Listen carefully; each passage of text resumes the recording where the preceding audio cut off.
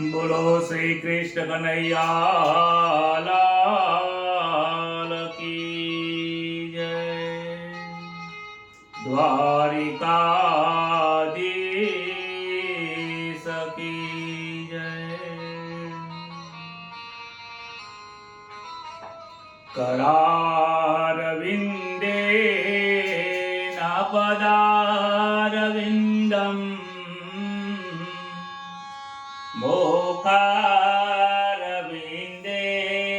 विनवेशयन्तम् वटास्य पतरस्य पुटे शयानम् बालं मुकुन्दं मनसा स्मरामि सच्चिदानन्दरूपाय विश्वोत्पत्त्यादिहेतवे तापत्रय विनाशाय श्रीकृष्णाय वयं नमः। प्रथम नमो गुरुदेवने लरि लरि लागो पाय मात पिता ने वंदन करो राखो चरणनि माय। हरि गुरु संत सुपदार जो कथा कहो मम मति अनुसार प्रेम स्वरूप परमात्मा ने सुनो भागवत महापुराण। हे जी मंगल दिवस याजनो मंगल दिवस याजनो मंगल सौनो थाय। हे जी सौ संतो हरि भक्तो ने दास जयसना प्रणाम। सौ संतो हरि भक्तो ने दास जयसना कोटि प्रणाम। श्री गणेशाय नमः। श्री परमात्मने नमः।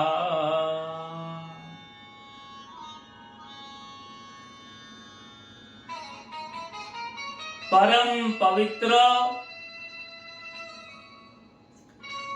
એવું જે પરમાત્માનું નામ છે અને પરમ પવિત્ર જે ભાગવત મહાપુરાણની કથા છે એ આપણા જીવનને જીવનમાં કેવું જીવવું જોઈએ, જીવનની કેવી કેવી રીત હોય છે, જીવનમાં લોકોની સાથે કેવો વ્યવહાર કરવો જોઈએ અને કેવો વ્યવહાર કરીને ઈશ્વરની પ્રાપ્તિ થાય છે, ભગવદ પ્રાપ્તિ થાય છે, એવો તે કેવો વ્યવહાર કરવો જોઈએ જે વ્યવહારમાં ભક્તિ થઈ જાય। એ વ્યવહારિક ભક્તિ જો કોઈ શીખવાડવા વાળો કોઈ ગ્રંથ હોય ને તો મારું આ શ્રીમદ ભાગવત મહાપુરાણ છે। જુઓ ને, આપણે ગઈકાલે એક કથા જોઈ હતી। રામજીનું જે ચરિત્ર છે, રામજીનું જે ચરિત્રની કથા છે, રામની કથા છે ને, એક એક વસ્તુ આપણા જીવનને વ્યવહાર ભક્તિ બતાવે છે। રામજી કહે છે કે મારે કોઈને સમજાવવાની જરૂર નથી, લોકો મને જોઈને જ સમજી જશે। નાના બાળકો હોય ને એ મોટાનું અનુકરણ કરે છે। આમને કોઈકની સાંભળવું એના કરતા અનુકરણ કરવું વધારે ગમે છે। રામચંદ્ર ભગવાનને નિર્ણય લીધો કે મારે કોઈને સમજાવવા નથી, લોકો મારું અનુકરણ કરે એવું જીવન જીવવું છે। શ્રી રામજી વ્યવહારિક ભક્તિના આચાર્ય છે, જ્યારે કૃષ્ણ પ્રેમ ભક્તિના આચાર્ય છે। રામજીનું જીવન એટલું સરળ છે કે તમે એમના કોઈ પણ જગ્યાએથી કોઈ પણ એમના જીવનનું ચરિત્ર લઈને વાંચો ને તો આપણને ઉપદેશકારક છે, વ્યવહારમાં ઉતારવા જેવું છે. અરે મને તો એ ખબર પડતી નથી, આવા રામચંદ્ર ભગવાન જેવા મહારાજા આપણા દેશમાં થયા હોય, આજે આપણા શિક્ષણની અંદર રામજીનું કોઈ ચરિત્ર ભણાવવામાં નથી આવતું. જો આ સ્કૂલની અંદર રામજીનું ચરિત્ર જો ભણાવવામાં આવે, બાળપણથી લઈને જો ભણાવવામાં આવે ને તો મને નથી લાગતું કે આપણા સમાજમાં કુરિવાજો હોય, કુનીતિઓ હોય, કે કોઈ ખોટું આચરણ કરે, ખોટું કાર્ય કરે, મને નથી લાગતું. રામજીનું જે જીવન છે એ પરમ ઉપદેશકારક છે. ભરતજીનો પ્રેમ, ભાઈઓ ભાઈઓનો પ્રેમ જુઓ, પતિનો ધર્મ જુઓ, પત્નીનો ધર્મ જુઓ, રાજ ધર્મ જુઓ, કુટુંબ પરિવારનો પ્રેમ જુઓ, માતા પિતાનો પ્રેમ જુઓ, ત્યાગની ભાવના જુઓ, એકતાની ભાવના જુઓ, સમર્પણની ભાવના જુઓ, સંતોષ જુઓ, ક્ષમા જુઓ, શું નથી આપેલું આ રામ કથાની અંદર.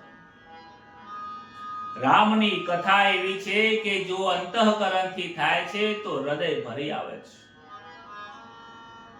ગઈકાલે રામની કથા કરતા કરતા ભરતજીના મિલન થયું છે.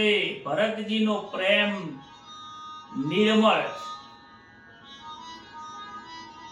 અનેક રાજાઓ અને સંતો કહે છે, સુખદેવજી પણ કહે છે, ખરેખર ભરતજી જેવો પ્રેમ કરવા વાળો આ દુનિયામાં કોઈ પેદા થયો નથી અને થશે પણ નહીં. ભરતજી કહે છે, મને તમારી પાદુકાઓ આપો, જેના કારણે એના દર્શનથી મારા શરીરમાં પ્રાણ ટકશે. રામજી પાદુકાઓ આપે છે. પાદુકા લઈને તે ઘરે જાય છે. અયોધ્યામાં 14 વર્ષ એમને આવી રીતે રાજ કરે છે. રાજ્ય નથી કરતા, પરંતુ એ પાદુકાને ધ્યાનમાં રાખીને, નજરથી નજર મિલાવીને, એ પાદુકાને પૂછીને કાર્ય કરે છે. ભગવાનના ચરણમાં જો ભરતજીને જો દર્શન ના થાય ને તો એ ખાવા પણ નથી ખાતા, પાણી પણ નથી પીતા. ભરતજીનો ત્યાગ રામજી કરતા પણ અનેક ગણો મહાન છે. બીજી બાજુ ચિત્રકૂટમાં રામજી વિચાર્યું કે અહીંયા જો હું વધારે રહીશ તો અયોધ્યાના વાસી મને બે દિવસે મળવા આવશે, માટે કહે છે ચિત્રકૂટનો ત્યાગ કરવો છે. ચિત્રકૂટના મહાન સંતો એટલે અત્રિ ઋષિના આશ્રમમાં પધાર્યા છે. અત્રિ કહેતા 3 ગુણોમાં જે નથી ફસાયા એનું નામ અત્રિ ઋષિ છે. અત્રિ ઋષિ મહાન હતા. એમના ઘરે એમના જે ધર્મપત્ની હતા એમનું નામ અનસુયા દેવી હતું.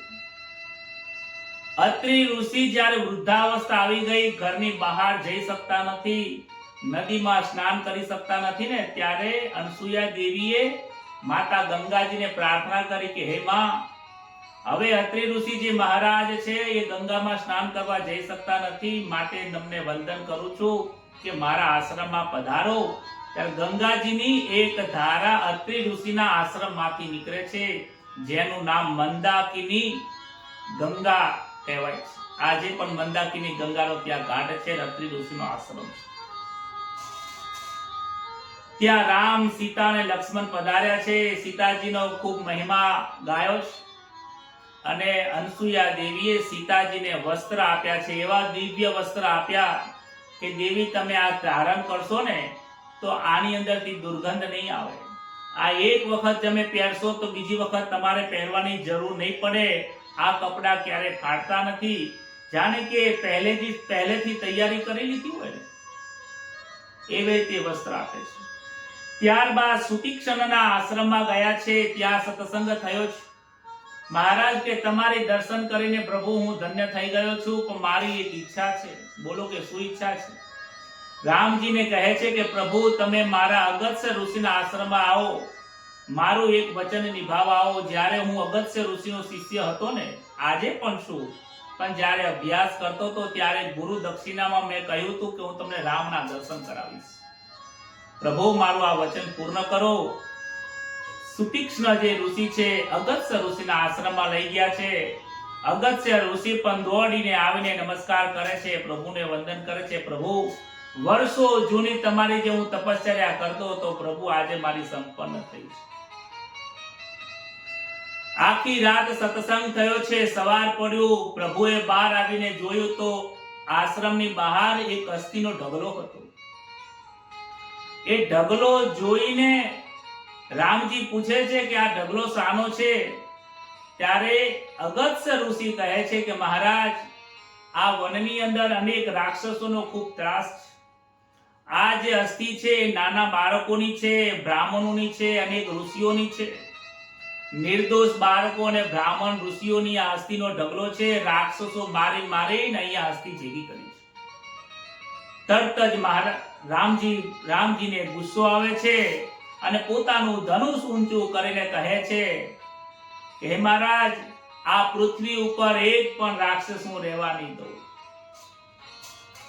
રામજીનું હૃદય ખૂબ ભરાયું છે અસ્થિનો ઢગલો જોઈને. ત્યારબાદ ગોદાવરીના કિનારે પંચવટીમાં ભગવાને ત્યાં વાસ કર્યો છે. કહે છે પંચવટી કોને કહેવાય? રામાયણમાં જ્યાં જ્યાં ભગવાને વાસ કર્યો, જ્યાં જ્યાં એમનો જીવનમાં જ્યાં સ્થાન એને મેળવ્યું છે, એક એક વસ્તુ વિચારવા જેવું છે.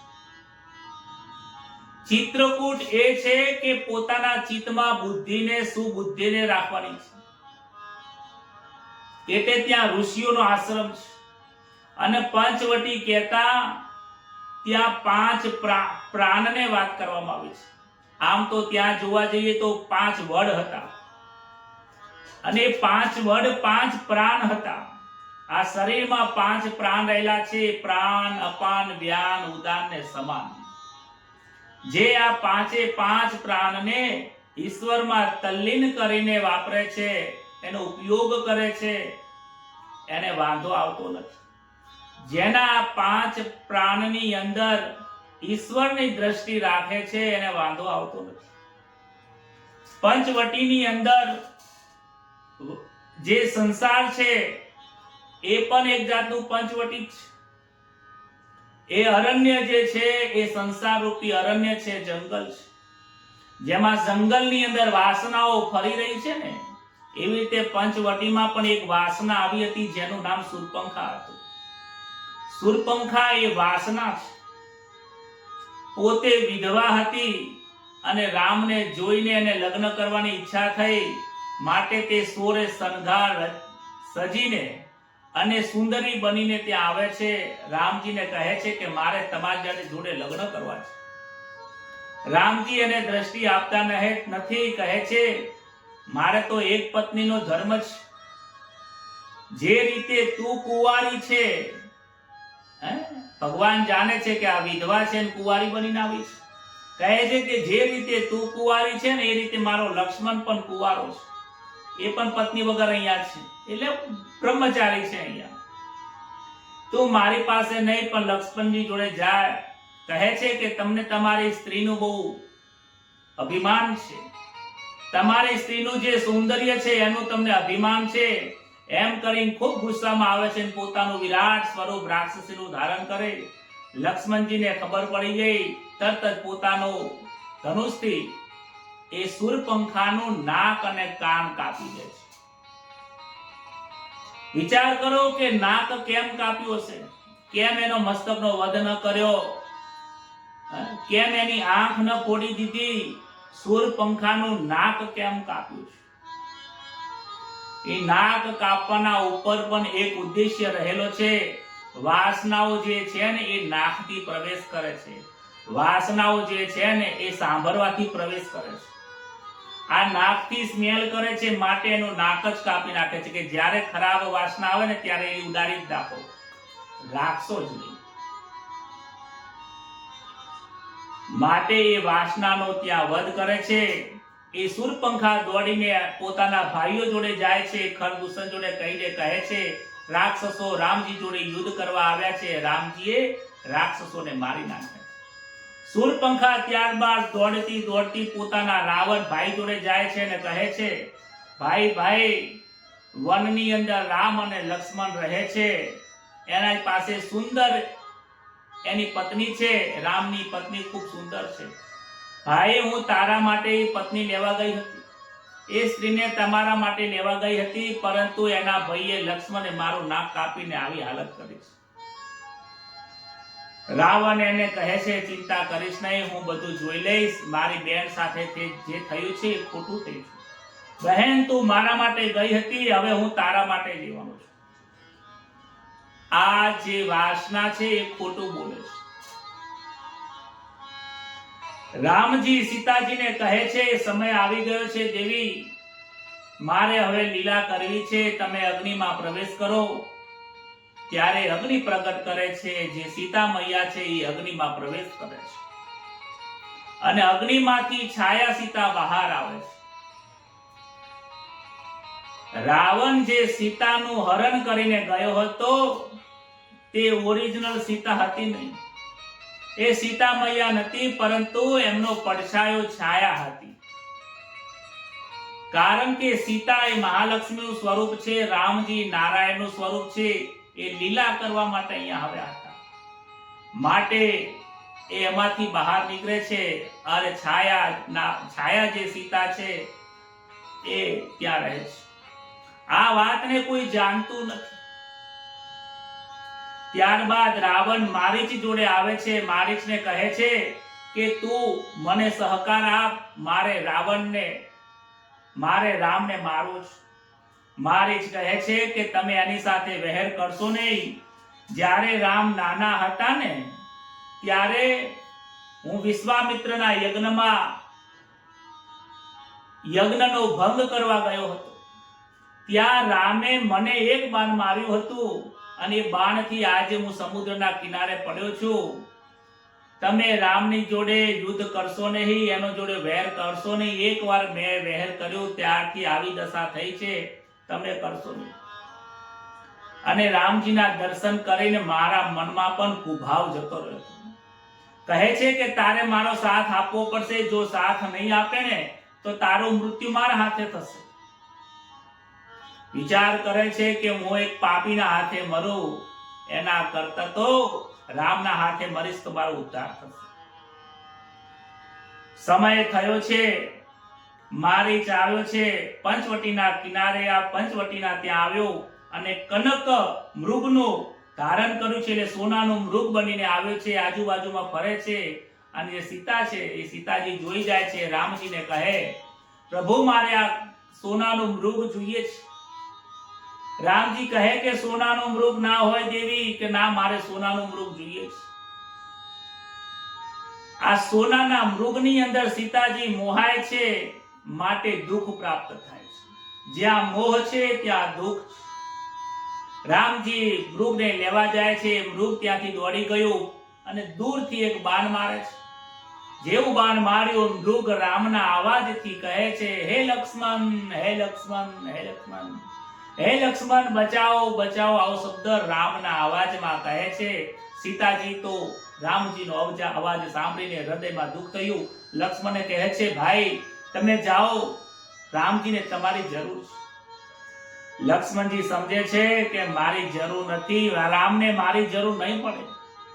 સીતાજી સમજતા નથી. કહે છે, ખૂબ દુરાગ્રહ કરે, ખૂબ આગ્રહ કરે છે, ન બોલવાના શબ્દો બોલે છે. ત્યારે લક્ષ્મણ રેખા દોરીને કહે છે, મૈયા તમને આ લક્ષ્મણ રેખા દોરું છું, બહાર નીકળતા નહીં. મને રામજીએ તો તમારા રક્ષા કરવા માટે મૂકીને ગયા છે, પરંતુ દુરાગ્રહના કારણે જવું પડે છે. ત્યાં તો લક્ષ્મણ પણ ત્યાં જાય છે. ત્યાં લક્ષ્મણ રામજી જોડે જાય છે તો રામજીને કંઈ થયું જ નથી. આ બાજુ રાવણ આવે છે અને સીતાજીને ભિક્ષા માંગીને ત્યાંથી રાવણ સીતાજીનું હરણ કરીને લઈ જાય છે. આ બાજુ રામજી અને લક્ષ્મણને કહે છે કે હે લક્ષ્મણ, તે આ શું કર્યું? ના પાડી હતી તને આવવાની, છતાં તું કેમ આવ્યો? કહે છે કે માતાજીના ખૂબ દુરાગ્રહના કારણે મારું આવવું પડ્યું છે, પણ તને મેં ના પાડી હતી, છતાં તે મારું વચન કેમ ન પાડ્યું? પ્રભુ મને ક્ષમા કરજો. જો હું આવું તોય તકલીફ હતી, ન આવું તો પણ તકલીફ હતી. ત્યારબાદ આશ્રમમાં આવ્યા છે. આશ્રમમાં આવીને જોવે છે આશ્રમમાં આવીને જોવે છે તો ત્યાં સીતાજી મળતા નથી. એકનાથજીએ સીતાના વિયોગમાં ખૂબ સુંદર રીતે રામાયણમાં વર્ણન કર્યું છે. રામજી તો પરમાત્મા છે, પરમાત્માને વળી શાનો વિયોગ હોય, શું દુઃખ હોય, પરંતુ મનુષ્યના અવતારમાં આયા છે ને એટલે મનુષ્ય જેવું એ કાર્ય કરે છે. કહે છે કે હે સીતે આંખો બંધ કરી છે, હે સીતે ક્યાં છે, હે સીતે તું ક્યાં છે એમ કરીને રડે છે, આંખમાંથી આંસુ નીકળે છે. લક્ષ્મણજી કહે છે પ્રભુ ધીરજ રાખો, સીતા મૈયા મળી જશે, ધીરજ રાખો. કેમ કે તમે આંખો ઉઘાડો, કે તમે કેમ આંખો ઉઘાડતા નથી? રામજી કહે છે શું આંખો ઉઘાડું? મને આંખો ઉઘાડતા શરમ આવે છે. ધરતી મારી માતા છે, ધરતી મારી સાસુમાં છે. કહે છે કે જો મારી દીકરીને સાચવવાની તાકાત નથી તો શું કામ પરણવાય? આકાશમાં સૂર્યનારાયણ એ મારા વંશ છે, મારા પિતાજી છે. કહે છે કે મારા વંશમાં તારો જન્મ થયો, જો એક સ્ત્રીને પાલન નથી કરી શકતો તો શું કામ પરણવા ગયો? સ્ત્રી તમારા ઘરે આવે છે, લાલન પાલન કરવાની જવાબદારી પતિની આવે છે.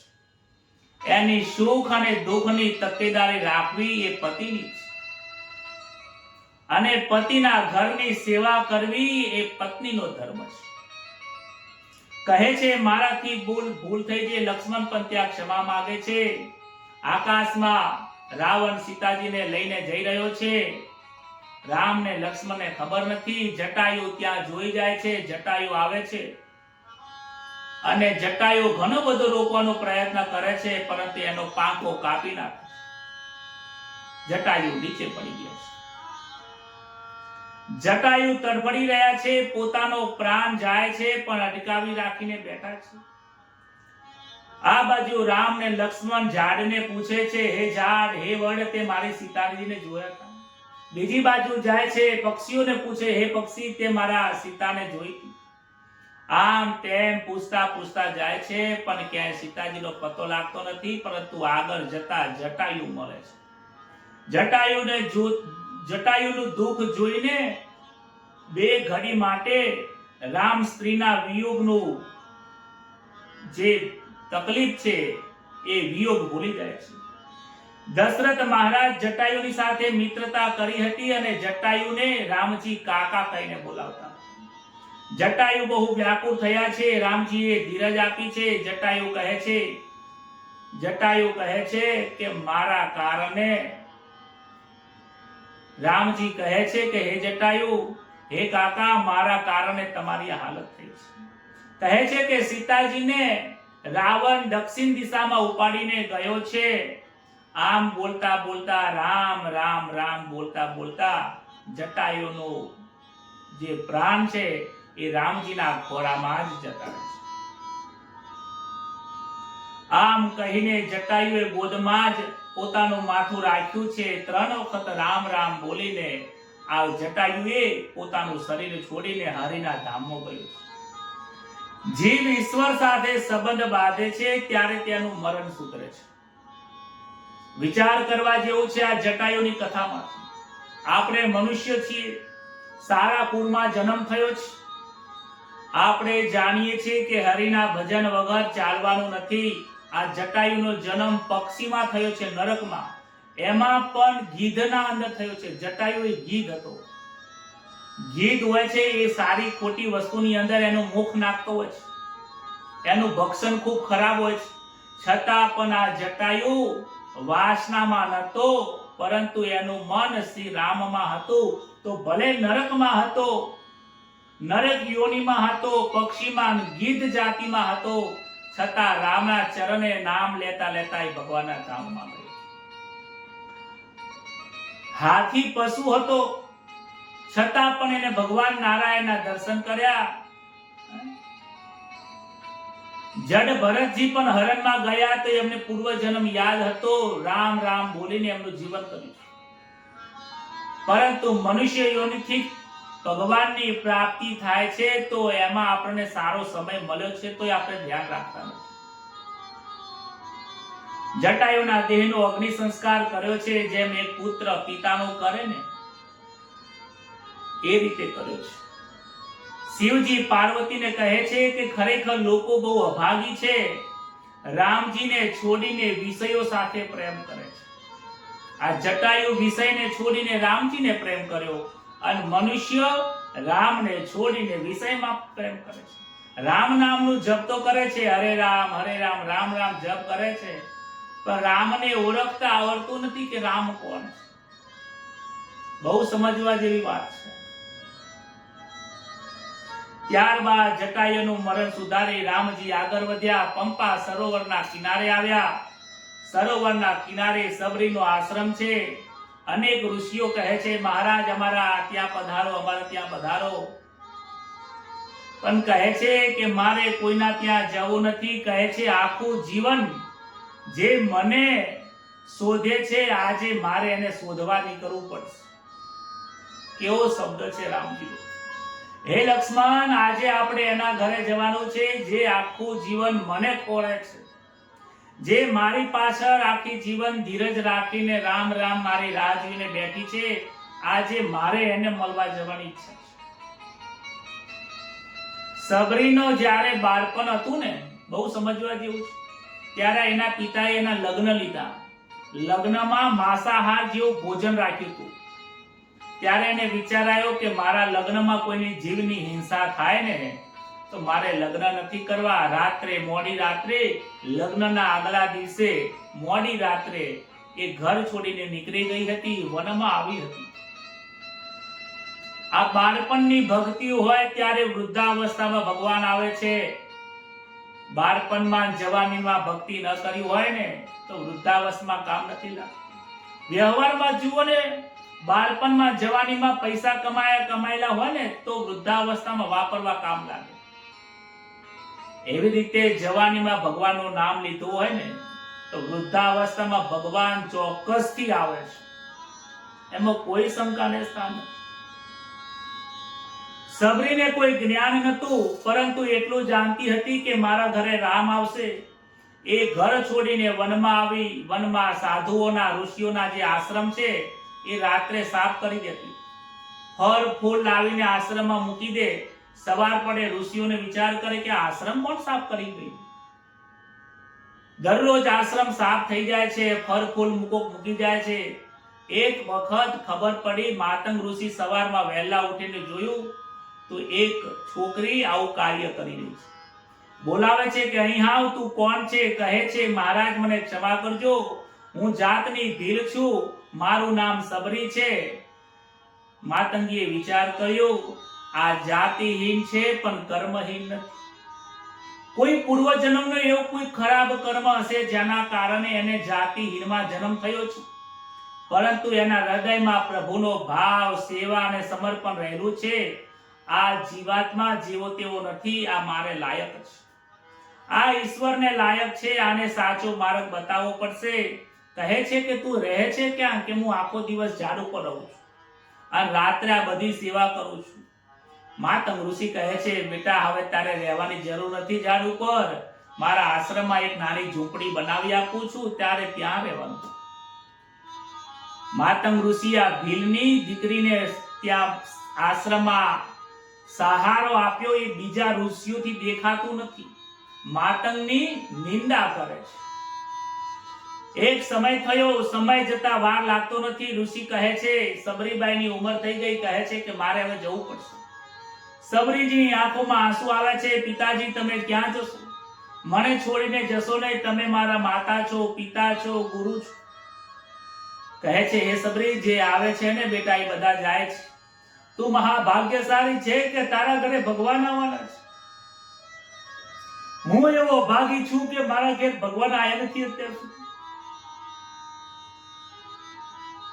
હું તને રામનું નામ આપું છું, તું યાદ રાખજે, તારા ઘેર ભગવાન આવશે.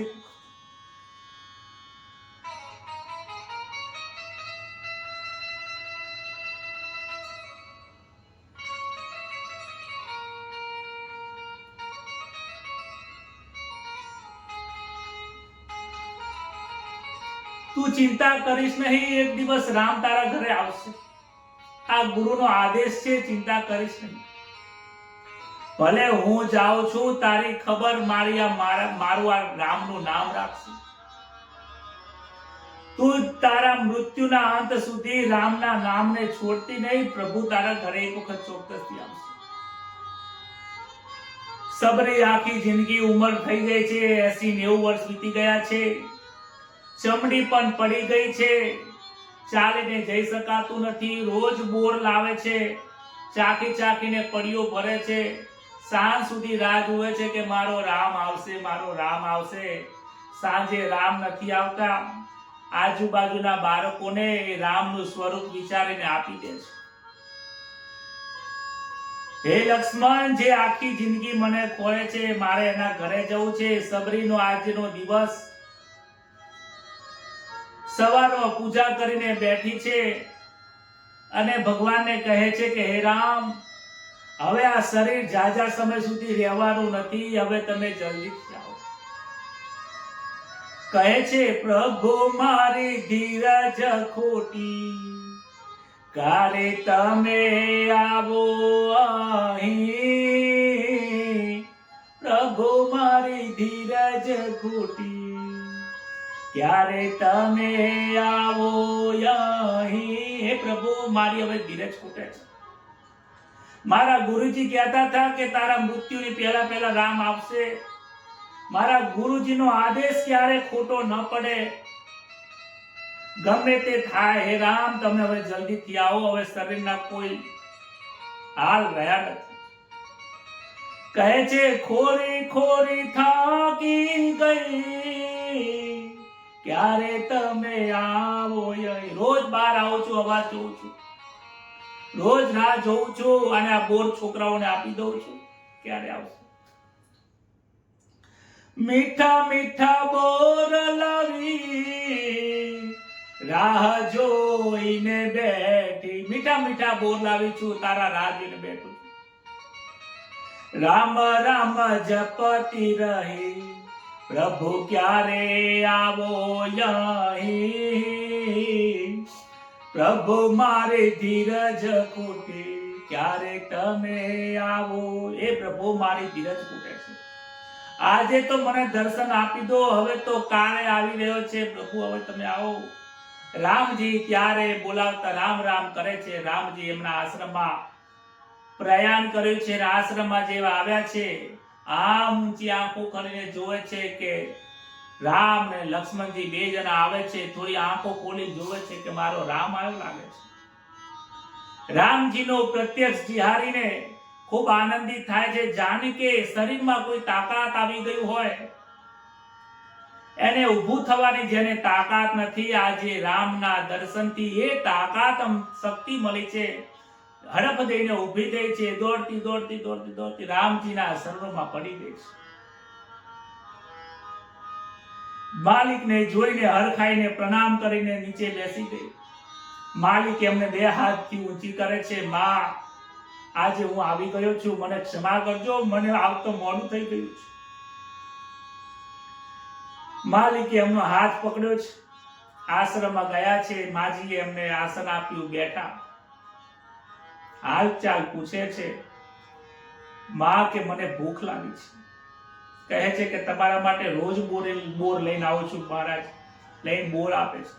બોર હાથમાં આપે છે. જેવા ભગવાન બોર ખાવા થાય છે કે ઉભા રહો રામ, ઉભા રહો, આપો, ઉભા રહો, 1 મિનિટ મને આપી દો. બોર પાછા લઈ લીધા અને બોરમાંથી મોઢામાં નાખે છે, ચાખે છે. ના, આ તો ખાટું છે. બીજું બોર લીધું, ચાખે છે, ખાટું છે. ફરીથી બોર લીધું, હા મીઠું છે. પ્રભુ આ તમે ખાઓ. એમ કરી ચાખી ચાખી બોર આલે છે. લક્ષ્મણજી જોતા રહે છે કે આ એઠા બોર ખવડાવે છે. રામજીને ભાન નથી અને સબરીને પણ ભાન નથી કે હું આ એઠા બોર ખવડાવું છું.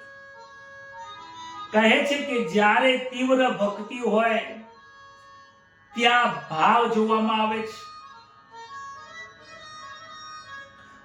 સબરીની ભક્તિ નિષ્કામ હતી, માટે ભગવાન એને પ્રસન્ન થયા છે. પ્રેમની અંદર ભાન જોવામાં આવતું નથી, મંત્રમાં ભાન રહેલું છે.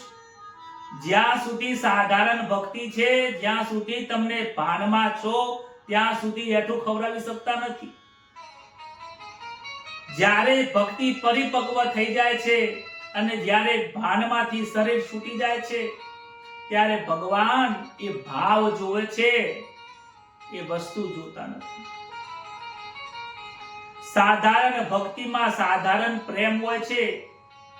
ભગવાનને આપણે જમાડીએ ને તો સાધારણ આપણો ભાવ હોય છે, માટે એમાં પ્રેમ પણ સાધારણ હોય છે. માટે ભગવાન પ્રત્યક્ષ નથી જમતા, એ સાધારણ એનો સુગંધથી જમી લે છે. પણ જ્યારે આ સાધારણ પ્રેમ, સાધારણ ભક્તિ પરમાત્માની વિશિષ્ટ ભક્તિ થઈ જાય છે, વિદુરજી જેવી થઈ જાય, નામદેવી જેવી થઈ જાય, સબરી જેવી વિશિષ્ટ ભક્તિ થઈ જાય ને તો ભગવાનને પ્રત્યક્ષ આયા વગર ચાલતું નથી. હું પણ મારા પ્રભુને પ્રાર્થના કરું છું કે રોજ તમને પ્રભુ બોલાવું છું, મારા ઘરે જરૂર તમે જમવા આવજો. મોટા મોટા ભક્તોના ઘરે જાઓ છો, આ દાસ જયેશને ભૂલતા નહીં. હું તમારે લાયક તો નથી, પણ મારા ઘરે જમવા જરૂર આવજો. સબરીનું ચરિત્ર બહુ મનુષ્યને આવકારું છે. દરેક મનુષ્ય સબરી જ્ઞાની નથી. સબરી મંજીરા લઈને નથી બેઠી. સબરીબાઈ કોઈ ભજન કરવા ગઈ નથી. સબરી ભણેલી જ નથી. કોઈ સંતોની પાસે જઈને ભજન કર્યા નથી, કોઈ કથા સાંભળી નથી. એને ફક્ત એક જ નામ હતું, મારા ગુરુજી કહી ગયા છે કે રામ આવશે. રામજીની સબરીની જે ભક્તિ છે એ દાસ ભક્તિ છે. સબરીની જે ભક્તિ છે એ નિષ્કામ પ્રેમની ભક્તિ છે. સબરીની ભક્તિ સમર્પણની, ધીરજની ભક્તિ છે. સબરીએ જે ધીરજ રાખી છે ને એ ધીરજ આપણામાં નથી.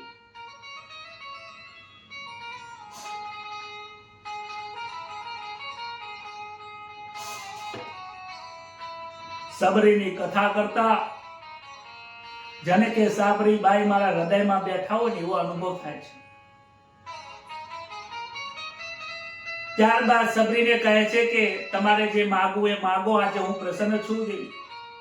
સબરી કહે હું શું માગું, તમારા દર્શન થયા, પણ એટલું માગું છું કે પંપા સરોવરમાં તમે સ્નાન કરો, જે ખરાબ પાણી થઈ ગયું છે, જેથી લોકો એના અંદર સ્નાન કરીને પી શકે.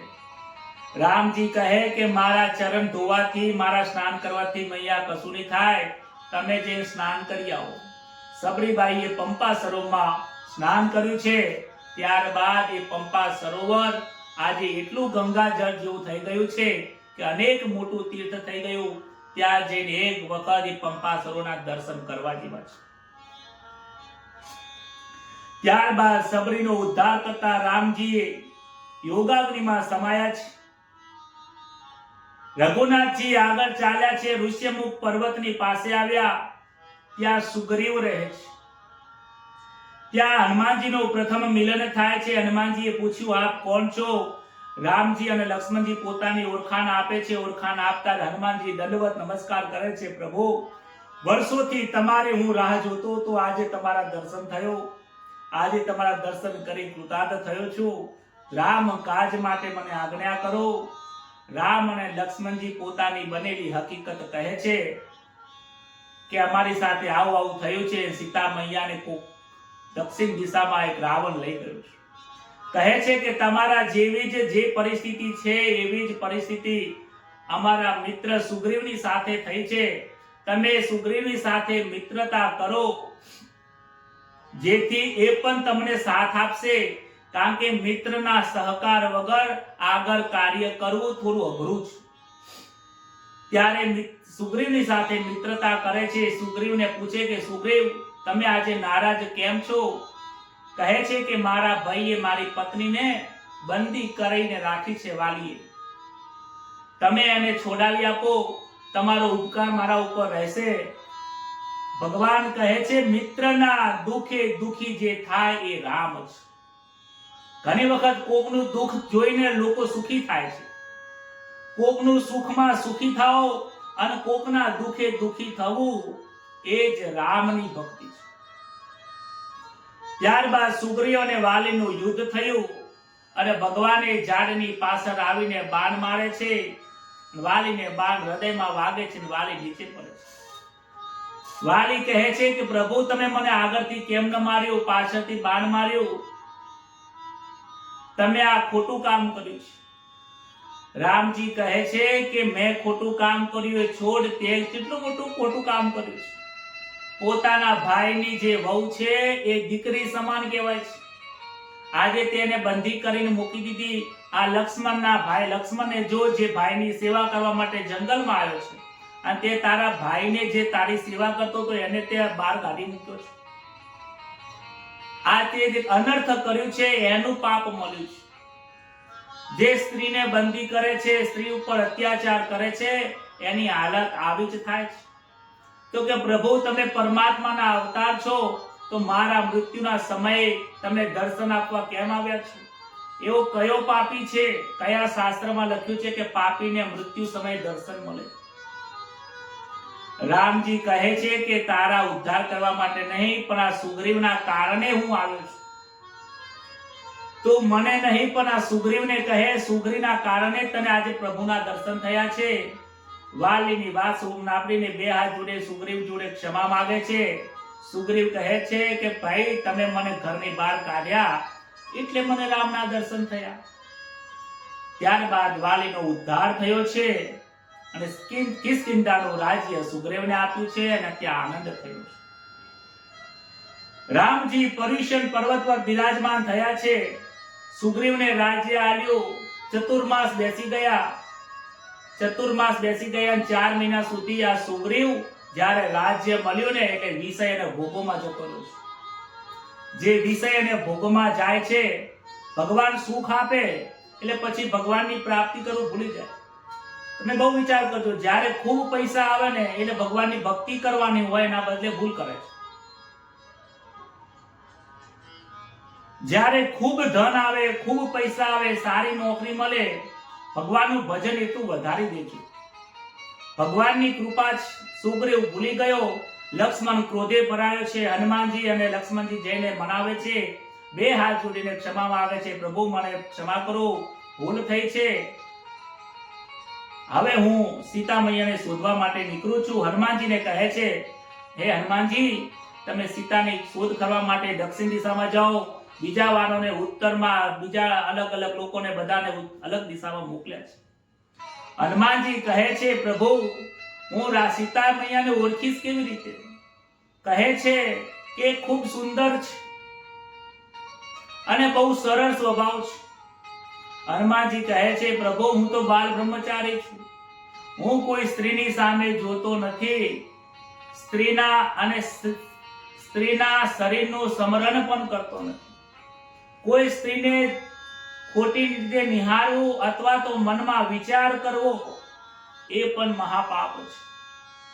રામજી કહે છે કે સીતાને ઓળખવા હોય તો સીતાજી જે જગ્યાએ બિરાજમાન હશે, જે રૂમની અંદર હશે, એ દિવાલોની અંદર રામ રામનો અવાજ આવતો હશે, અથવા તો જે ઝાડ નીચે બેઠા હશે એ ઝાડના દરેક પાંદડા શ્રી રામ શ્રી રામ શ્રી રામ બોલતા હશે.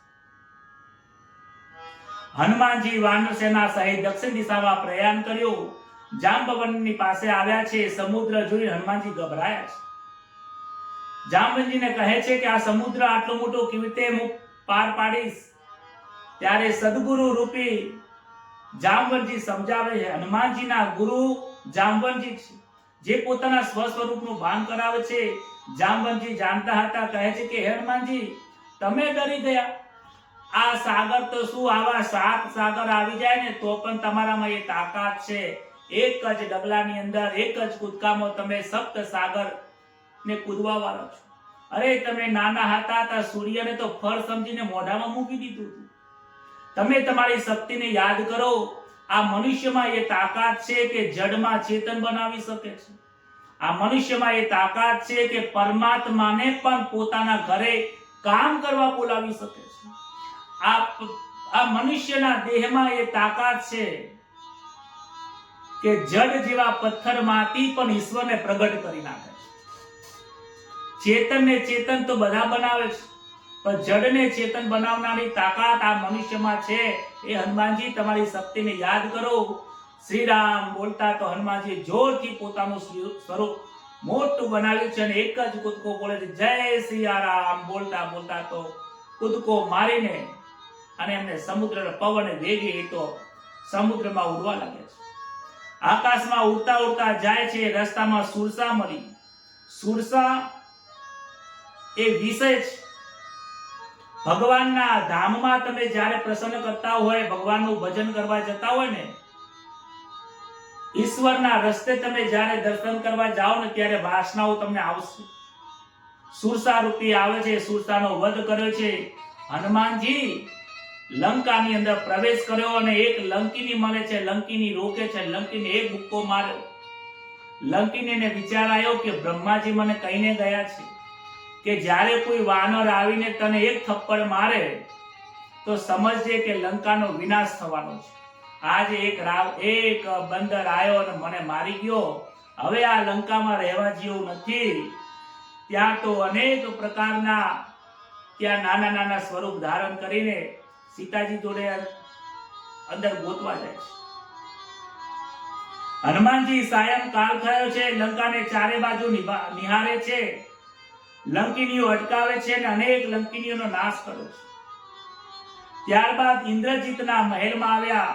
સુંદર રૂપ સુરચનાનું જોયું. કહે છે કે આ રૂમની અંદર રામનો અવાજ આવતો નથી. દિવાલો શ્રી રામ બોલતી નથી, માટે અહીંયા સીતાજી નથી. સવારનો સમય થયો અને એ લંકાની અંદર સૂક્ષ્મ રૂપ આટલું નાનું ધારણ કરીને ફરતા હતા. એક રૂમની અંદર શ્રી રામનો અવાજ સંભળાયો. લાગ્યું કે અહીંયા સીતાજી લાગે છે. કહે છે આમ બારીમાંથી જોયું તો કે અંદર કોઈ પુરુષ છે, કોઈ સ્ત્રી તો નથી. બ્રાહ્મણનું રૂપ ધારણ કરીને અંદર જાય છે કે અહીંયા રાવણના મહેલમાં રામને ભજવા વાળા પુરુષ કોણ છે?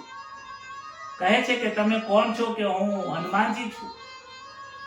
હું હનુમાનજી છું, રામનો દૂત છું. કે તમે કોણ છો? કે હું રામનો ભાઈ વિભીષણ છું. હું રાવણનો ભાઈ વિભીષણ છું. કહે છે કે સીતા મૈયાની ખોજ કરવા માટે આવ્યો છું. કહે છે કે તમે ઉત્તર દિશામાં જાઓ. અશોક વાટિકામાં સીતાજી બિરાજમાન છે. પરંતુ હું તમને વંદન કરીને કહું છું કે હું અધમમાં અધમ છું, પાપી છું. રાવણનો ભાઈ છું પણ પાપી છું. શું ભગવાનના શરણે હું આવીશ તો રામજી મને સ્વીકારશે? હનુમાનજી ખભા ઉપર હાથ મૂકીને કહે છે, હે વિભીષણજી, તમે એક વખત મારા રામજીના શરણે તો આવો. મારા રામજી એટલા દયાળુ છે ને, ગમે તેટલા પાપ કર્યા હોય ને, મારા રામજીના શરણે જાય ને એની તો મુક્તિ થઈ જાય છે. અલે વાલિયો લૂંટારો હતો, એનો ઉદ્ધાર કરી દીધો છે. તમારા ભાઈને પણ સમજાવજો. રાવણને જો એ સમજી જાય તો એનો ઉદ્ધાર થઈ જશે. માર ખાઈને સુધરવું એના કરતા મર્યા પહેલા સુધરવું બહુ જરૂરી છે. એનો મહિમા એનો છે. પછી સીતામાને ખોરવા માટે જાય છે. અશોક વાટિકામાં આવ્યા છે. ઝાડના નીચે, ઝાડની ઉપર બેઠા તો એ ઝાડના અંદરથી રામનો અવાજ આવ્યો. મસ્ત નીચે કરીને જોવે છે. દિવ્ય સ્વરૂપ માતાજીનું હતું. શરીર સુકાઈ ગયેલું છે. આંખો જમીન ઉપર ઢળેલી છે. રામનું નામ લે છે, હે રામ કરે છે. ઝાડ ઉપર રામની કથા કહે છે. રામની કથા સાંભળતા સીતાજીને કહેવા લાગ્યું કે અહીંયા રામની કથા કોણ કરે છે? મારી રામની કથા અહીંયા કોણ કરે છે? કોણ છે? જે હોય મારી સામે પ્રત્યક્ષ આવો. હનુમાનજી જય શ્રી રામ કહી નીચે આવે છે. મૈયા બે હાથ જોડીને સીતાજીને વંદન કરે છે. માં, હું શ્રી રામનો દૂત હનુમાનજી છું, આપણો દાસ છું. એમના સમાચાર લઈને આવ્યો છું. અંગૂઠી અમને આપે છે, વંદન કરે છે. રામજી તમને ખૂબ યાદ કરે છે. જલ્દીથી અહીંયા આવશે. રાવણને મારીને તમને છોડાવીને લઈ જશે. બહુ જ જલ્દીથી રામજી આવવાના છે. સીતાજીને આનંદ થયો છે. કહે છે, મૈયા, બહુ દૂરથી આવ્યો છું, ભૂખ લાગી છે. હું આ ફળ પડ્યા છે, ફળ ખાઉં? કહે છે કે ખાજો ખરી, પણ ઝાડ ઉપરથી તોડતા નહીં. જે નીચે પડ્યા છે ને એ જ લેજે, નહીતર લંકણીઓ સાથે ઝઘડો થઈ જશે. આ તો વાનર હતા. કહે છે કે આપણને તો ઝાડ ઉપરથી ફળ તોડવાનું કહ્યું છે, ઝાડને ઉખેડવાનું ક્યાં કીધું છે? આ નીચે 4-5 ફળ પડ્યા એનાથી મારું પેટ ક્યાં ભરાવાનું? માતાજી કહ્યું ઝાડ ઉપરથી તોડતો નહીં, આપણે તો ઝાડને હનુમાનજી આયા છે, ઝાડને પકડે છે, ખંચેરે છે. અનેક ઝાડોને પકડીને ખંચેર્યા છે, લંકિનીઓને માર્યા છે, ફળ જે બેઠા બેઠા ઝાડ ઉપર બેઠા બેઠા ખાય છે, અને પોતાના પૂંછને કહે છે કે જા હવે તારે કામ કરવું હોય તો કર. કહેવાય છે કે હનુમાનજી શિવજીનો અંશ છે. રામજીનો જન્મ થયો ને એની પહેલા જ શિવજીએ કહ્યું કે મારે બ્રહ્મચારી બનીને રામની સેવા કરવા જવું છે. સીતામય પાર્વતી કહે છે કે પ્રભુ તમે જાઓ છો, મને લેતા જો. કહે છે કે જ્યાં સેવા કરવા જઈએ ને ત્યાં સ્ત્રીનું કામ ન હોય. માયાને જોડે લઈ જો, મારા સ્વામીની સેવા કેવી રીતે કરું? ના કે તમારે શક્તિની જરૂર પડશે, મને લઈ જો. કે ના ના, મારી પાસે હું બધું કરી લઈશ. ના કે મને લઈ જો, તમે રામની સેવા કરો ને હું રામની સેવા કર્યા વગર રહું છું. તો કે તારે મારા શરીરમાં પૂંછમાં રહેવું પડશે. હા કે હું તમારી પૂંછમાં વાસ કરીશ. એટલે હનુમાનજીનો જન્મ થયો. હનુમાનજીની પૂંછમાં માતા પાર્વતી બિરાજમાન છે, શક્તિ સ્વરૂપ છે. હનુમાનજી ફર ખાય છે, ત્યાં તો અનેક લંકોનીઓને તો પોતાની પૂંછની વડે ભંગડી દે છે. ઇન્દ્રજીત આવ્યો છે કે કયો વાનર છે જે આટલું બધું બગાડી રહ્યો છે. બ્રહ્માસ્ત્ર છોડે છે કે બ્રહ્માને માર આપવું પડશે. હનુમાનજી બંધાઈ ગયા, રામની સામે રાવણની સામે ઉભા કરે છે. કહે છે કે હે બંદર તું કહાં से आया है? बोल तू कहां से आया है? કહે છે કે તને समझावा आयो છું. हे रावण, तुझे समझाने के लिए आया हूं. मेरे स्वामी के चरण में, મારા રામજીના શરણમાં તું જતો રહે, તારો ઉદ્ધાર થઈ જશે. રામના શરણ વિના ઉદ્ધાર નથી. કહે છે કે તું મને બોધ આપવા વાળો કોણ છે? મને બોધ આપીશ નહીં. કહે છે આ બહુ બોલે છે, એની પૂંછ સળગાવી દો. એની પૂંછની અંદર અનેક કપડા ભરાવીને સળગાવે છે. હનુમાનજી કહે છે કે આ તારું જ ઘી છે, આ તારું જ બધું છે. જો હવે મારી શક્તિ શું કામ કરે છે? હનુમાનજી તો જોરથી જય શ્રી રામ બોલીને આખા લંકાની અંદર ફર્યા છે, લંકાનો નાશ કર્યો છે. બધું બળી ગયું છે, પરંતુ અશોક જે વન છે, એ અશોક વન, અશોક વાટિકા, એમાં એક ઝાડનું પાંદડું પણ બળ્યું. હનુમાનજીએ સમુદ્રની અંદર આવીને પોતાની પૂંછને અગ્નિથી પાણી ઉપર રેડીને શાંત કરે છે. આખું લંકાનું દહન કર્યું છે, પરંતુ અશોક વાટિકાના એક પણ ઝાડનું પાંદડું પણ બળ્યું નથી. કારણ કે ત્યાં રામનું નામ હતું. જ્યાં રામનું નામ હોય છે ને ત્યાં બળતરા નથી હોતી. હનુમાનજી ત્યાંથી પરત ફરે છે. બ્રહ્માજીને વિચાર આવ્યો કે હનુમાનજી જે પરાક્રમ કર્યા છે ને એ પોતાના મુખથી એ વર્ણન નહીં કરે. એ કાગળમાં, ચિઠ્ઠીમાં એમને હનુમાનજીના જે પરાક્રમ છે એ લખીને આપ્યા છે કે તમે આ રામજીને આપજો. હનુમાનજી આવે છે, રામજીને વંદન કરે છે. પ્રભુ, હું સીતાજીની ભાર લઈને આવ્યો છું. સીતા મૈયાને હું નમસ્કાર વંદન કર્યા અને આ ચિઠ્ઠી પણ લાવ્યો છું. ચિઠ્ઠી વાંચે છે. બ્રહ્માજીની ચિઠ્ઠી હતી અને ચિઠ્ઠી વાંચીને આંખમાંથી આંસુ આવ્યા કે હનુમાનજી, તમે મારા માટે આટલું બધું કર્યું. સમુદ્રનો આખું કૂદીને તમે ગયા, આખું લંકાનું દહન કર્યું, આવું કામ કરીને આવ્યા છો. જે પરાક્રમ કર્યા એ પરાક્રમનું આખું વર્ણન કરેલું હતું. કહે છે કે હનુમાનજી, તમે મને ઋણી બનાવી દીધું. રામજી ઉભા થયા છે, હનુમાનજીને ગલે મળ્યા છે. ખરેખર તું મારો સાચો ભક્ત છે. વિજયાદશમીનો સમય આવ્યો છે અને યુદ્ધની તૈયારી કરવા માટે વાનરની સેના તૈયાર કરવા માટે નીકળ્યા છે. સમુદ્રનું કિનારે આવ્યા ત્યારે રામજીનો એક દરરોજ નિત્ય ક્રિયા હતી કે શિવજીની પૂજા કરે છે.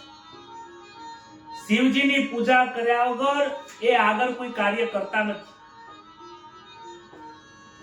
ત્યારે ત્યાં રેતી નો ઢગલો ઉભો કરે છે. રેતીમાંથી, માટીમાંથી શિવલિંગ બનાવ્યું અને એ શિવલિંગને બે હાથ જોડીને વંદન કરે છે, અભિષેક કરે, પૂજા કરે અને એ શિવલિંગનું નામ આપ્યું છે રામેશ્વર. ઋષિઓ પૂછે છે કે આ રામેશ્વરનો મતલબ શું થાય? તો રામજી કહે છે કે આ રામના જે ઈશ્વર છે એ રામેશ્વર છે. ત્યાં તો શિવલિંગમાંથી રામેશ્વરના જે શિવલિંગ હતું એમાં મહાદેવજી પ્રગટ થયા છે કે ના ના, રામના ઈશ્વર છે એ નહીં, રામ જેના ઈશ્વર છે એ રામેશ્વર છે. રામે મહાદેવજીનો મહિમા રાખે છે અને મહાદેવજી રામનો મહિમા રાખે. મહાદેવજી કહે છે કે રામજી મારા પૂજ્ય છે, રામજી પણ મારા ગુરુ છે. હું સદાય તમે કહો છો ને કે હું કોનું ધ્યાન કરું છું? હું મારા રામનું ધ્યાન કરું છું. ત્યારે બીજી બાજુથી એટલામાં વિભીષણ આવે છે. વિભીષણ રાવણને ઘણો સમજાયો હતો કે મોટા ભાઈ સમજી જો, રામની સાથે યુદ્ધ કરવામાં મજા નથી. રાવણે વિભીષણનો ત્યાગ કર્યો, ધક્કો માર્યું, અપમાન કર્યું છે. ભરી સભામાંથી તું અહીંયાથી નીકળી જા, મારે તારી જરૂર નથી. વિભીષણ ત્યારે રામજીના શરણે આવે છે, વંદન કરે છે. પ્રભુ હું અધમ છું, પ્રભુ હું પાપી છું, હું શત્રુઓનો છું, પરંતુ જેવો છું એવો પ્રભુ તમારો છું. મને સ્વીકારો, તમારા શરણોમાં લઈ લો. સુગ્રીવને ગમતું નથી. સુગ્રીવ ના પાડે છે, પણ રામજી કહે છે કે મારા જોડે જે આવે છે, મારા શરણે આવે છે, એ ભલે મારો શત્રુ હોય કે ગમે તે હોય, હું એને સ્વીકારું છું. ત્યારબાદ કહે છે કે રાવણનું યુદ્ધ થઈ ગયા પછી જે લંકા છે એ લંકાનો રાજ્યાભિષેક મારે અત્યારે જ કરવો છે. અને લંકાનું જે રાજ્ય છે મારે વિભીષણને આપવું છે. રાજ્યાભિષેક કરે છે ત્યારે સુગ્રીવ રૂકે છે, મહારાજ ઉભા રહો, તમારે મારી વાત માનવી પડશે. આજે તમે એનો રાજ્યાભિષેક કરી દેશો અને જો રાવણ સુધરી ગયો અને તમારા શરણે આવી ગયો તો તમે શું કરશો? રામજી કહે છે કે હું વચન આપ્યા પછી ફરતો નથી. રાવણ જો મારા શરણે આવશે તો આ વિભીષણને મારું રાજ્ય અયોધ્યાનું હાલ જગ્યા ખાલી પડી છે એ રાજ એમને આપી દઈશ, હું ભરતને સમજાવી દઈશ. પરંતુ આજે તો મારે એનો રાજ્યાભિષેક કરવો છે. સ્નાન કરાયું છે, મુગટ પહેરાવ્યો છે. આજે રાવણના પહેલા જ એનો રાજ્યાભિષેક કર્યો છે. રામેશ્વરની પૂજા કરી, રાજ્યાભિષેક કર્યો. હવે કહે છે કે આપણે હવે રામ સેતુ કેવી રીતે બનાવીશું? બધા લોકો ભેગા થયા છે, પથ્થર ઉપર રામ લખે છે. પથ્થર સમુદ્રમાં નાખે ને તો સમુદ્રમાં તરી જાય છે. બધા લોકો રામ રામ લખી લખીને પથ્થર બનાવે. પણ રામને થયું લાય હું મહેનત કરું, હું એ રામ લખું. રામજીએ લખ્યું પથ્થર ઉપર રામ, અને પથ્થર નાખ્યો તો ડૂબી જાય છે. હનુમાનજીને પૂછે છે કે આવું કેમ થાય છે? કહે છે પ્રભુ તમારા નામથી લોકો તરે છે, તમારા શરણે જે આવે છે તરી જાય છે, પણ જે તમારા હાથમાંથી દૂર જાય, તમે જે મારા રામજી જેનો ત્યાગ કરે ને એ ક્યારે તરતા નથી. રામજી કહે છે સાચી વાત છે હનુમાનજી, રામ કરતા રામનું નામ ના મહિમા મોટો છે. રામના નામથી તરાય છે, રામના નામમાં આરામ છે, રામના નામમાં શાંતિ છે, રામના નામમાં અનેક રોગોના દુઃખ દર્દો દૂર થાય એવી દવા છે. રામના નામમાં તૃપ્તિ છે. ત્યારબાદ લંકાની અંદર પ્રવેશ કર્યો છે, અનેક રાક્ષસોને માર્યા છે. ઇન્દ્રજીત અને લક્ષ્મણજી વચ્ચે પણ યુદ્ધ થયું છે. એક વખત ઇન્દ્રજીતે રાવણનો જે પુત્ર છે ઇન્દ્રજીત, એને ઇન્દ્રને હરાવી નાખ્યો હતો, એટલે એનું નામ ઇન્દ્રજીત પડ્યું છે. પણ એ ઇન્દ્રજીતને મારવા વાળા લક્ષ્મણજી હતા, જે જીતેન્દ્રિય હતા, જે પોતાની 10 ઇન્દ્રિયોને ઉપર કંટ્રોલ કરે છે, જે પોતાની 10 ઇન્દ્રિયોને કાબૂમાં કરી છે, જેની 10 ઇન્દ્રિયો પોતાના મનને પૂછ્યા વગર ક્યાંય જતી નથી, એ જીતેન્દ્રિય છે. ઇન્દ્રજીત કરતા જીતેન્દ્રિયનો મહિમા બહુ મોટો છે. ત્યારબાદ અનેક પ્રકારનું યુદ્ધ થયું છે. મહાભયંકર ત્યાં યુદ્ધ થયું. યુદ્ધની અંદર અનેક રાક્ષસોનો સંહાર થયો છે અને ઇન્દ્રજીતનું પણ ત્યાં મૃત્યુ થયું છે. ઇન્દ્રજીતનું મૃત્યુ થયું ત્યારે મસ્તક ત્યાં પડ્યું, પણ મસ્તક કપાયા પછી ઇન્દ્રજીતનો જે હાથ હતો ને એ એની પત્ની સુલોચના જોડે લંકામાં જઈને પડ્યું અને લખ્યું છે કે મને લક્ષ્મણે માર્યો છે. આ સુલોચના સતી બનવા જાય છે અને રાવણને કહે છે કે મારા પતિનું મસ્તક મને લઈ આપો.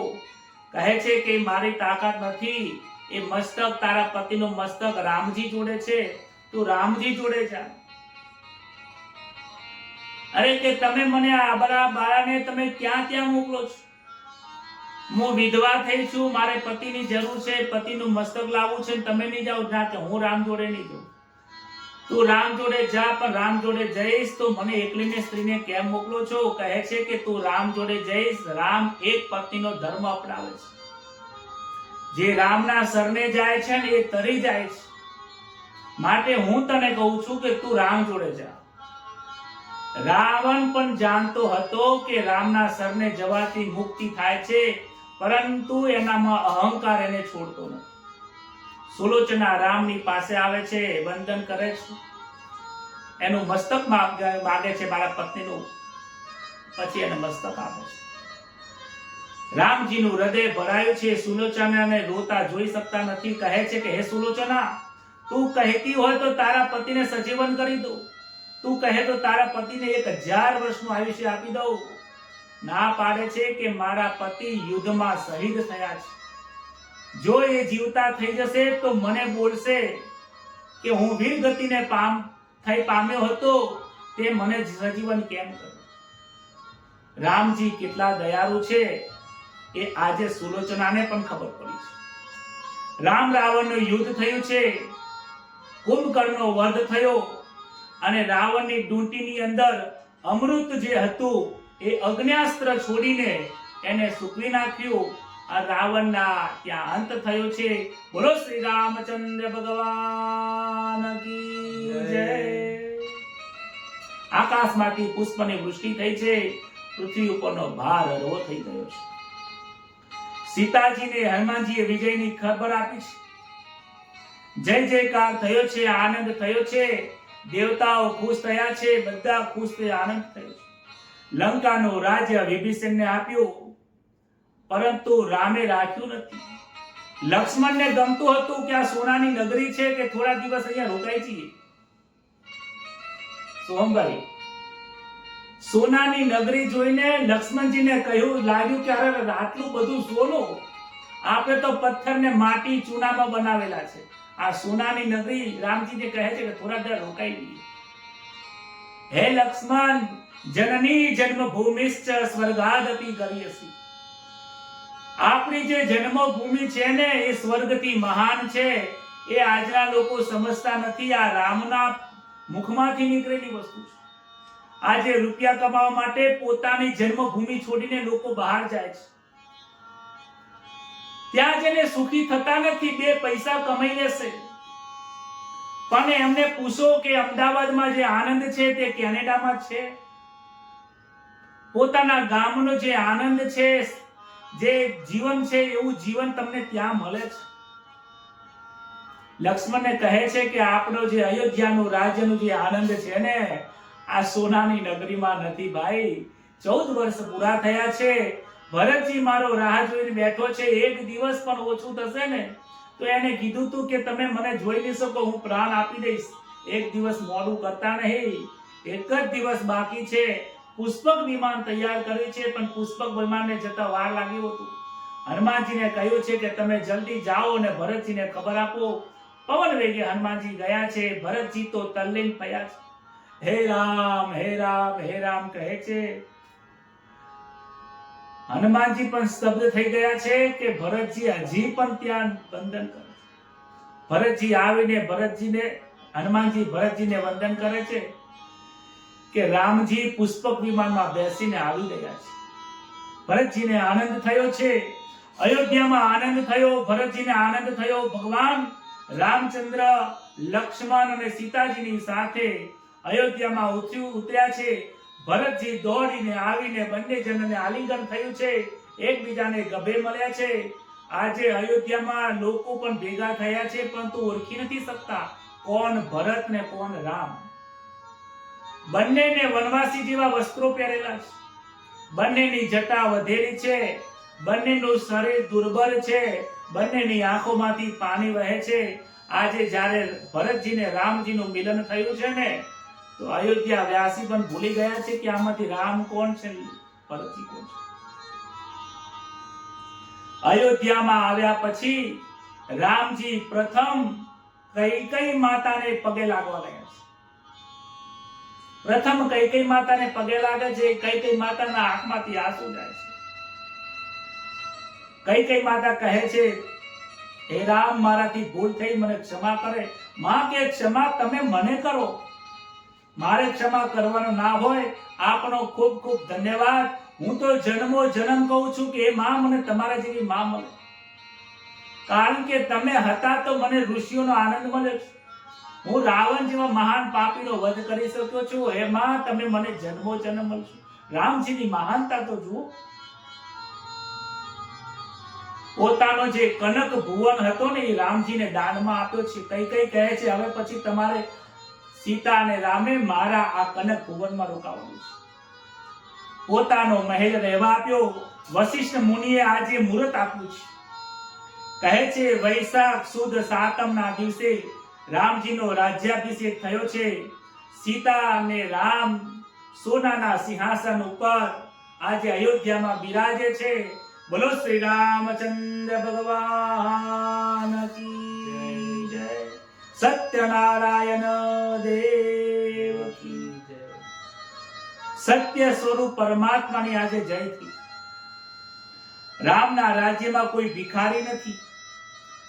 રામના રાજ્યમાં કોઈ દુખી નથી, કોઈ બીમાર નથી, કોઈ લોભી નથી, ક્યાંય ઝઘડો થતા નથી, કોઈને પાળકું ધન ભેગું કરવાની ઈચ્છા થતી નથી. રામ રાજ્યની અંદર પ્રજા સર્વત્ર સુખી છે, ત્યાં કોઈ દુખી નથી. હનુમાનજી, લક્ષ્મણજી અને સીતાજી ત્રણેય રામજીની સેવા કરે છે. સેવાનું ફળ બહુ ઉત્તમ છે. રામાયણનું એક એક પાત્ર બહુ દિવ્ય છે. રામજી જેવો ભાઈ થયો નથી, સીતાજી જેવી આ સુધીમાં કોઈ સ્ત્રી થઈ નથી. એમના જેવી સરળતા, ઉદારતા અને પતિવ્રતા નારી જે થઈ છે આ સુધી થઈ. સીતાજીએ ક્યારે એક શબ્દ એવું નથી બોલ્યા, આના કરતા મારા પિતાજીએ મને બીજે પરણાવ્યું તો સારું. સીતાજી આવું ક્યારે બોલ્યા નથી. ભરતજી અને રામના જે ચાર ભાઈઓમાં જે પ્રેમ હતો ને, એમાં ત્યાગની ભાવના હતી. એક કહે છે હું વનમાં જાઉં, બીજો કે હું વનમાં જાઉં. એક ભાઈ કે તમે ગાદીએ બેસો, બીજો ભાઈ કે તમે ગાદીએ બેસો. એક ભાઈ કહે છે મારા લગ્નની જોડે બીજા ભાઈઓના લગ્ન કરો. રામ કહે હું ગાદીએ બેસું તો મારા બીજા ભાઈઓને ગાદીએ બેસાડું. રામનું જીવનનું ચરિત્ર અદ્ભુત છે. રામજી એમના જીવનમાં બહુ ઓછું બોલે છે. રામજીએ જગતને બોધ વ્યાખ્યાનથી નથી આપ્યો, રામજીએ બોધ વર્તનથી આપ્યો છે. રામજી આજે પણ કહું છું, વ્યવહારિક ભક્તિના રામજી જેવા મોટા કોઈ આચાર્ય નથી. શ્રી કૃષ્ણ કરતા પણ વિશેષ મહત્વ રામનું છે, કારણ કે રામજીએ વર્તનથી સરળતાથી સમજાવ્યું છે. રામજીના શબ્દો, રામજીનું જીવન એટલું સરળ છે કે સમજાઈ જાય છે. કૃષ્ણના જીવનને, એમના જ્ઞાનને સમજવું બહુ અઘરું છે. કહે છે સુખ પછી દુઃખ, દુઃખ પછી સુખ આવે છે. અહીંયા રામની કથા રામના રાજ્યાસન સુધી જ સીમિત છે. ઉત્તરકાંડની કથા આવે છે, પરંતુ એ કથામાં દુઃખ રહેલું છે, એનું વર્ણન થતું નથી. રામ અને સીતાનું પછી ફરીથી વિયોગ થાય છે, પણ એ વિયોગની કથા દુઃખદાયક છે, દર્દદાયક છે. મારું હૃદય પણ ના પાડે છે કે રામ અને સીતાનો વિયોગ થવો ન જોઈએ. કથા પણ રામ અને સીતાના મિલન સુધીની જ હોય છે. પણ યાદ રાખજો કે જીવનમાં જ્યારે જ્યારે નિંદા થશે એ બધા ધોબી છે. કોઈની નિંદા કરતા નહીં. આજે રામના રાજ્યમાં એક વખત નિંદા થઈ હતી ને, આનંદનો પ્રસંગ હતો, આનંદની જિંદગી હતી, સુખી હતા, અને દરેકના જીવનમાં મોટી આફત આવીને પડી હતી, જે આપ સૌ લોકો જાણો છો.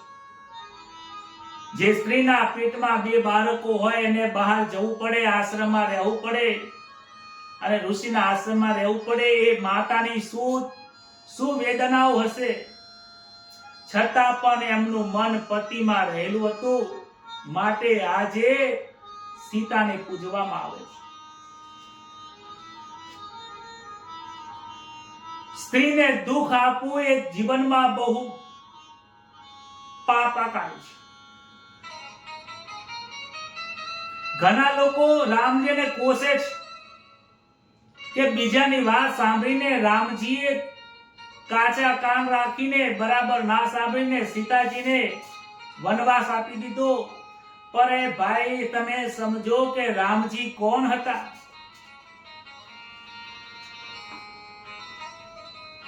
રામજી ધર્મ પુરુષ છે, કર્તવ્ય પરાયણ છે.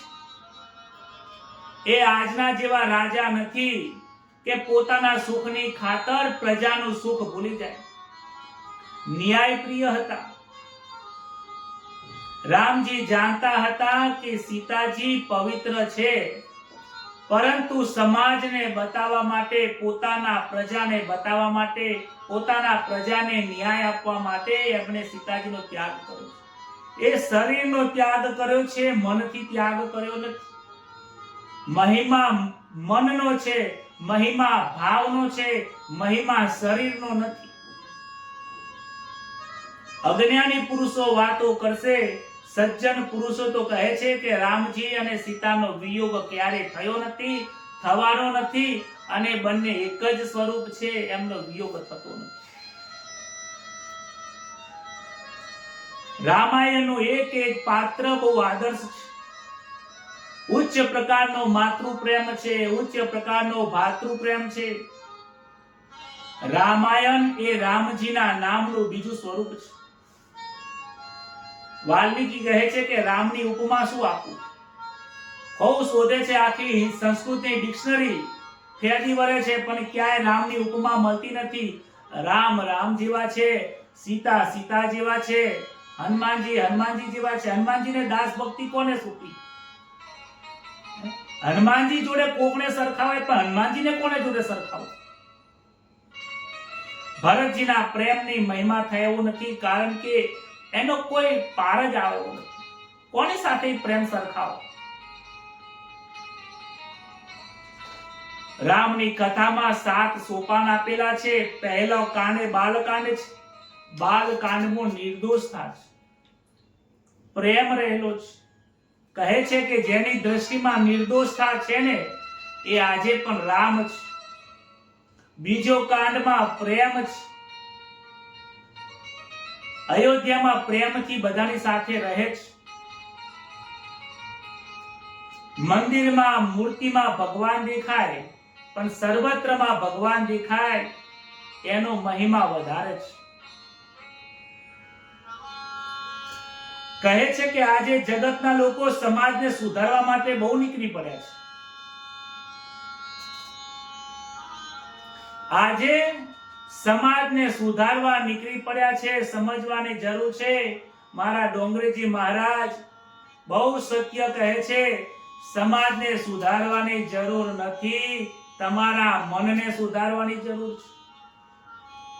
અરે પોતાના મનને સુધાર્યા વગર સમાજને સુધારવા નીકળશો તો સમાજ તમને મારી નાખશે. તમારી વાતનો તોલ નહીં થાય. તમે પહેલા તમારા મનને સુધારો. બહુ જ જ્ઞાની હોય, બહુ જ પંડિત હોય ને, તો પહેલા પોતાના મનને સુધારો. અને મન સુધરી ગયા પછી તમારે પત્નીને સુધારવા જાઓ, પછી તમે તમારા બાળકને સુધારો, તમારા કુટુંબને સુધારો, એનાથી આગળ સુધારવા જશો ને. સમાજ ક્યારે સુધર્યું નથી, સમાજ ક્યારે સુધારવાનો નથી, એ આજે રામની કથામાં પણ દેખાતું હોય છે. રામે પોતાના જીવનથી બધાને બોધ આપ્યો.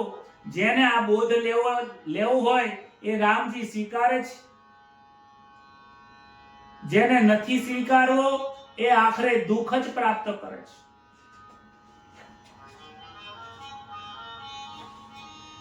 ત્યારબાદ અયોધ્યા કાંડ આવે છે, જેમાં વાસના આવે છે. યૌવન અવસ્થાની અંદર 15 વર્ષની ઉંમરથી લઈને 45 વર્ષની ઉંમર સુધી વાસનાઓ મનમાં બહુ જ આવે છે. શૂરપંખા આ વાસનામાં આવી હતી. જે વાસનામાં ફસાય છે ને એનું અહિત થાય છે, એની દુર્ગતિ થાય છે. 15 વર્ષથી 45 વર્ષની ઉંમર સુધી ખરેખર તમે તમારા મનને ખૂબ સાચવજો. આ યૌવન અવસ્થાને જો સુધારી દીધી તો તમારું જીવન સુધરશે. અને આ સમય દરમિયાન જ રામજી વનમાં ગયા હતા, વનવાસ કર્યો હતો. તમારા મનને પણ વનવાસ આપજો. બહુ ખાવાની ઈચ્છા થાય તો એને વનવાસમાં લઈ જજો કે ભાઈ અહીંયા ખાવાની મળે. ફરવા જવાની ઈચ્છા થાય તો એને પાછું લાવજો, ભાઈ અહીંયા ફરવાની જવાનું. ભોગની ઈચ્છા થાય તો મનને પાછું લાવજો, ભાઈ આ તારી હવે સમય નથી, બહુ કરી લીધું, હવે ભૂલ છોડી દે. આને યૌવનમાં વાસનાની જ જરૂર છે. વનવાસ વગર જીવનમાં સુવાસ આવતી નથી, સાત્વિકતાથી આવશે નહીં. વનવાસ વગર વાસનાનો વિનાશ થતો નથી. જીવન આખું ભોગવાઈ જશે પણ વાસના જશે નહીં. શરીર વૃદ્ધ થઈ જશે પણ વાસનાઓ વૃદ્ધ થતી નથી.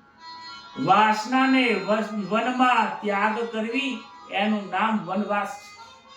ભગવાને શું કર્યું હતું? વનમાં વાસ મૂકી દીધી છે. પોતાની વાસનાઓની ઉંમર હતી ને એ ઉંમર વનવાસમાં જ ગાળી નાખી. એટલા માટે એ જીતેન્દ્રિય રહ્યા છે. ઉત્તમ સંયમ એ તપ છે અને તપની શરૂઆત જીભથી થાય છે. પોતાની આ જીભ ઉપર બહુ સંયમ રાખજો. મનને સ્થિર રાખો છો ને એવી રીતે જીભને સ્થિર રાખજો. આ લૂલી છે ને બહુ હલલ કરે છે. ખોટું તો બોલી દે પણ કોકને દુઃખ લાગે એવું બોલી નાખે છે. ના માને તો એક ગાલ ઉપર થપ્પડ મારી સમજાવજો, પણ આ લૂલીને બહુ સુધારવાની જરૂર છે. એટલા માટે તો રામજી કહે છે કે હું બોલતો જ નથી, બોલીને સમજાવવા જ નથી મારે. અરણ્યકાંડ આવે છે. અરણ્યકાંડમાં મિત્રતા સુગ્રીવની થાય છે. અરણ્યકાંડ મિત્રતાની છે. જીવનમાં સારા મિત્રોની બહુ જરૂર છે. સારા મિત્રોની બહુ જરૂર છે. કહે છે કે મિત્ર એવો શોધવો ઢાલ સરખી હોય, દુઃખમાં આગળ રહે, સુખમાં પાછળ હોય. રામે સુગ્રીવની મિત્રતા કરી, સુગ્રીવે રામની મિત્રતા કરી. બંને જણ એકબીજાના દુઃખમાં સાથ આપ્યો છે. આની બહુ જરૂર છે. ત્યારબાદ કિષ્કિંધા કાંડ આવે છે, જેમાં રામજીએ જે હનુમાનજીએ રામની જે સેવા કરી એ સુંદર કાંડ આવે છે. લોકો સુંદર કાંડનો બહુ સરસ પાઠ કરતા હોય છે, પણ પાઠ કરો તો પાઠનો અર્થ સમજજો કે સુંદર કાંડમાં હનુમાનજીએ રામની સેવા કરી છે. આ જીવન સેવા માટે મળ્યું છે. સેવા કરશો તો જ રામજીના મેવા મળશે. આજે સેવા કોઈને કરવી નથી, રામની સેવા નથી કરવી, પરંતુ એક બધા જે અધ્યાય છે અધ્યાય વાંચી નાખે પાછું. સુંદરકાંડ વાંચવાથી ફાયદો નથી, પરંતુ સુંદરકાંડને સમજીને એના જેવું જીવન ઉતારવાથી ફાયદો. આપણે ઘણી બધી મીઠાઈઓ જોઈ લઈએ, એનાથી શું ફાયદો? મીઠાઈ જોવાથી ફાયદો શું છે? એ મીઠાઈ જો પેટમાં ના જાય તો તૃપ્તિ જ્યારે પેટમાં થાય છે ત્યારે થાય છે. એવી રીતે આ ભાગવત સાંભળવાથી શું ફાયદો છે? કથા અનેક લોકો સાંભળે, સાંભળવાથી શું ફાયદો? સાંભળવાનો ફાયદો નથી, સાંભળીને હૃદયમાં ઉતારીને વર્તનનો મહિમા છે અને ત્યારે એ ફળદાયી બને છે. જેમ ફોટામાં રહેલી મીઠાઈ તૃપ્ત નથી કરતી, જેમ પિતાજીનો ફોટો હોય એ જ્ઞાન આપણને પીરસતું નથી, એવી જ રીતે પુસ્તકમાં રહેલું જ્ઞાન આપણા જીવનને સુધારતું નથી. રામજીના ચરિત્ર સાંભળવા કરતા એ સાંભળ્યા પછી જીવનમાં ઉતરે તો જીવન રામજી જેવું બની જાય છે. ત્યારબાદ લંકા કાંડ આવે છે. લંકાનું ઊંધું કરો શું થશે? લંકા તો કા લ થાય છે. જે રામનું ભજન નથી કરતો એને કારના મુખમાં જવું પડે છે. લંકામાં બે વ્યક્તિ રહે છે. લ કહેતા લોભ અને કા કહેતા કામ. રાવણ એ લોભ અને કામનું પ્રતીક હતો, માટે એનું મૃત્યુ થાય છે. લંકામાં રહેતા નહીં, એ તો લક્ષ્મણને ના પાડે છે, ભાઈ આ રહેવા માટે નથી. એ લંકા આજે પણ છે, શ્રીલંકાની વાત નથી.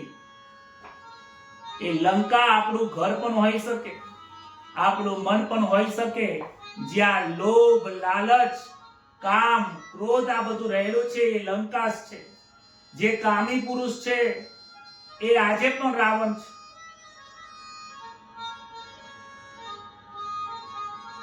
ભક્તિના જર વિના અંતઃકરણ શુદ્ધ થતી નથી.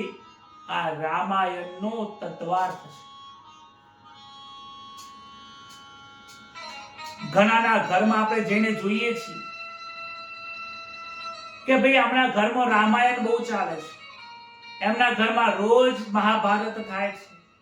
તમને બે હાથ જોડીને વિનંતી કરું છું કે કોઈના ઘરે ઝઘડા થતા હોય ને એને રામાયણ સાથે ન સરખાવશો. અરે કોઈના ઝઘડા થતા હોય ને મહાભારતની સાથે ન સંકળાવો. રામાયણનું જીવન કેવું હતું? રામનું જીવન કેવું હતું? રામના જીવનમાં ક્યાં ઝઘડા છે? અરે પાંડવોએ તો મહાભારત એટલે આ ભારતની ભૂમિ માટે પોતાનું જીવન ધર્મની પાછળ બલિદાન કરી નાખ્યું છે. અને 2 દિવસ ઝઘડા કરે, તમે એમને કહો છો મહાભારત છે, તમે એને કહો છો રામાયણ કરે છે. એ રામનું અપમાન છે, એ મહાભારતનું અપમાન છે. ક્યારે કોઈ મોટી ચર્ચા કરે, ભાષણ આપે કે કોઈના ઘરે ઝઘડા થાય એને રામાયણ અને મહાભારતની સાથે સંકળાવું એ મૂર્ખતા છે, પાપ છે. આવું તમે ક્યારે કરતા નહીં. આજે રામની કથા કરીને આનંદ થયો છે. સબરીબાઈનો મહિમા ગાઈને મારું અંતર ભરાયું છે. કથા કરતા કરતા રામજીનો સાક્ષાત દર્શન કરી રહ્યો હોય એવો અનુભવ થાય છે.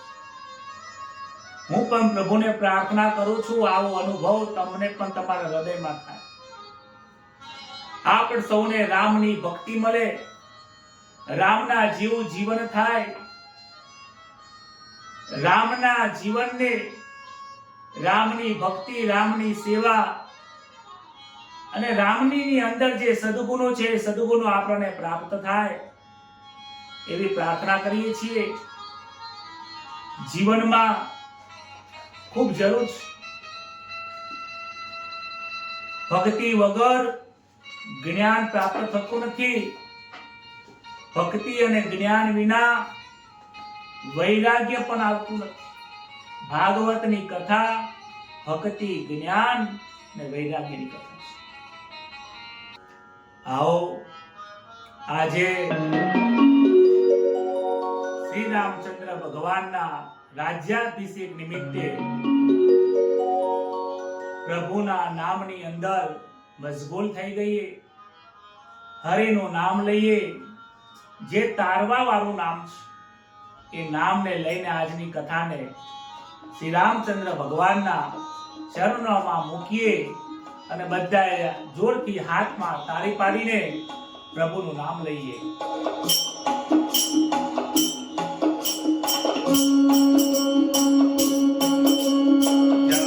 જય જય રામ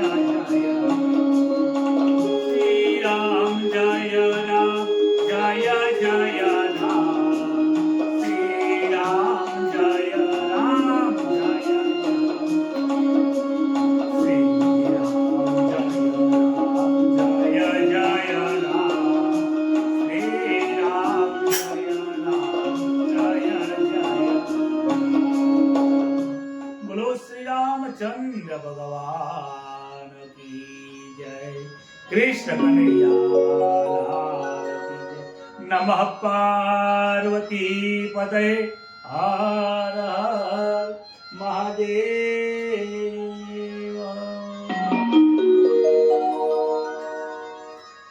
સૌને રામ રામ. જય શ્રી કૃષ્ણ.